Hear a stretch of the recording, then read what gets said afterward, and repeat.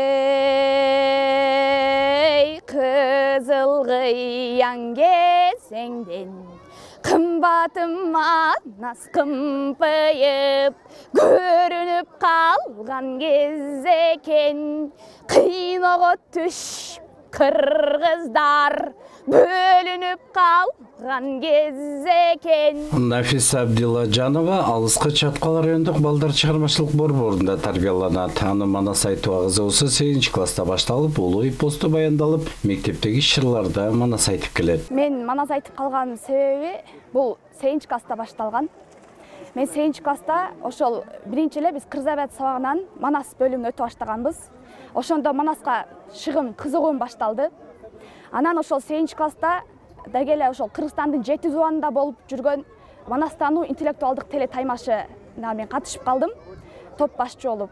Ошол жерде Нурбек Талантбеков деген агайлар менен таанышып, алар дагы менин шыгыма шык кошту. Ал жерден ошол катышып манас айтып берди Нурбек агай. Мен андан дагы кызыга баштадым. Ал интеллектуалдык телетаймашынан келген соң 8 класста кайдан жайдан ошол манаста айтуу боюнча класстер аралык конкурс болуп калды. Ошол конкурска катышып мен 2-чи орунду алдым. Ошондо мен өзүмө ишене баштадым да.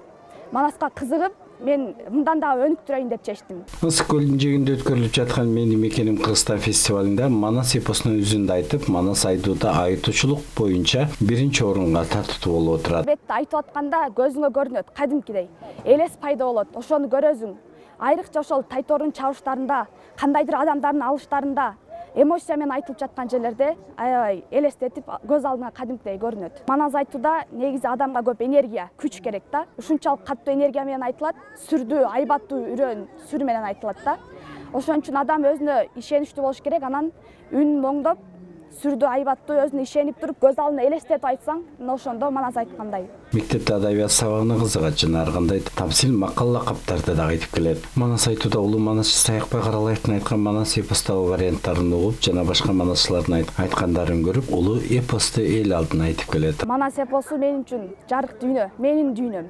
Мен ошого киргенде кадимкидей өзүмү күчтүү сезем, өзүм аябай айбаттуу, өзүм ошол жерде мен эрктүү, жакшы сезем. Максатым бул доктор болсом дейм, акылатчан. Бирок манасты тыштагым келбейт. Хобби катары болсо да аны алып, ошол мен биринчи эле манасты ошол Саякбай атабыздын китептерин окуп баштадым.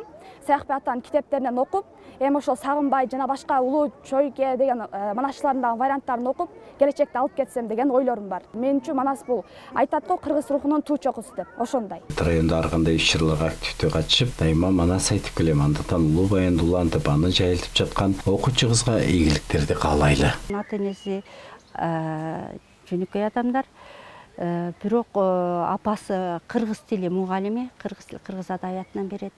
Анан Нафисанын манас айтуусуна дагы ушу негизи апасы көмөкчү болду да. Ар бир айтып атканда ар бир сөздүн так даана, тыбыштардын нана чыгышына көмөк көрсөтүп айтып атты да. Анан анан мен айттым, ушундай келдибизде Нафисаны кошуп алсак кандай дейсиң? Кичине апрель айында барды эле, ошо апрель айынан барып айтып, ошентсем кичине каражатты топтой бергиле, ата-энелер өздөрү көтөрөт экен. Десем топтоп, майли айжан же деди. Кийин сурасам макул болуп калышты. Чын эле фамилиясын жөнөтөйүнбү десем макул болушту. Анан даярдап, өзүңүз көз салып жүрүңүз деди. Анан мен да ошол мектепте мугалиммин да.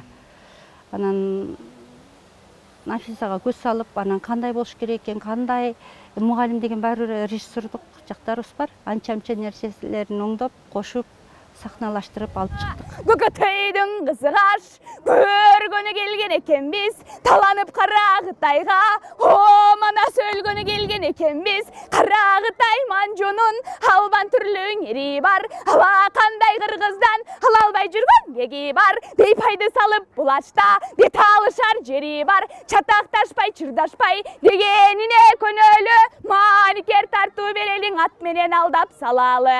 Айнанайын манасым булардын амалын мен тип татабам.